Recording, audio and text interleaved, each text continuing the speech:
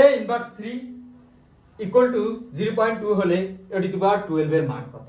দেখেন a inverse 3 হচ্ছে 0.2, তাহলে a টু দি পাওয়ার 12 এর মান কত? আমরা সূচকে একটা সূত্র পড়ে আসছি, যেমন a to the power -n বা a ইনভার্স n, এটা কি কিভাবে লেখা যায়? আমি বুঝার সুবিধার্থে বলি, মাইনাসের জন্য 1 আর নিচে a to the power n লিখে দিবেন।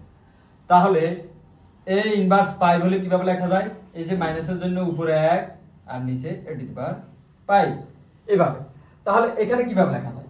এখানে হচ্ছে যে মাইনাসের জন্য a দিয়ে দিলাম আর a টু দি পাওয়ার 3 নিচে দিয়ে দিলাম।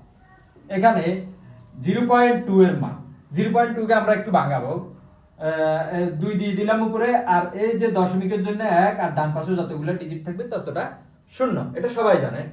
তাহলে এবার আর গুণনকরণ বা বজ্র গুণন, এটা আর এটা 2 আর a টু দি পাওয়ার 3 গুণ করলে কত হয়? 2 into a to the power 3 equal to 10 আর 1 গুণ করলে 10। এখানে আসি, এবার এখানে হচ্ছে 2 দিয়ে এবার 10 কে ভাগ হবে, তাই না? 2 দিয়ে 10 কে ভাগ হলে a টু দি পাওয়ার 3 দিয়ে দিলাম, আর 2 দিয়ে 10 কে ভাগ করেন কত হয়? 5। আচ্ছা, a টু দি পাওয়ার 3 মান পেলাম, কিন্তু এখানে আমাদের জানতে চাইছে a টু দি পাওয়ার 12। আচ্ছা, a to the power 3 equal to আমরা কত পেলাম? 5। এবার 3 কে আমরা 12 কিভাবে করা যায়? কিভাবে 12 করতে পারবো? a টু দি পাওয়ার 3 দিলাম, ব্র্যাকেট দিয়ে দিলাম, 3 এর সাথে কত গুণ করলে 12 হবে? 4, তাহলে 4 দিয়ে দিলাম পাওয়ার একটা। যেহেতু আমরা বামে 4 ইউজ করলাম, তাহলে ডান পাশে 5 এর উপরে পাওয়ার আমরা 4 ইউজ করতে হবে। যেহেতু a টু দি পাওয়ার 3 এর উপর আমরা 4 ইউজ করলাম, পাওয়ার একটা অতিরিক্ত পাওয়ার নিয়ে আসলাম, তাহলে ডান পাশেও নিয়ে আসতে হবে, তাহলে মানের কোনো পরিবর্তন হয় না।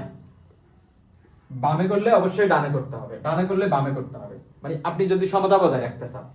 তাহলে a টু দি পাওয়ার, এই যে পাওয়ার এভাবে থাকলে পাওয়ার গুলো গুণ করা যায়, গুণ হয় 3 4 12, 12 আর 5 কে যদি 4 বার গুণ করে কত হয়? 625। এই হচ্ছে আমাদের সেই কাঙ্ক্ষিত আনসার। তাহলে এটা কোন এক নিয়োগ পরীক্ষা আসে, আমি সেই নিয়োগ পরীক্ষা কোথায় কোন পরীক্ষা আসে আমার ঠিক মনে নেই, তবে যে কোনো একটা নিয়োগ পরীক্ষা আসে।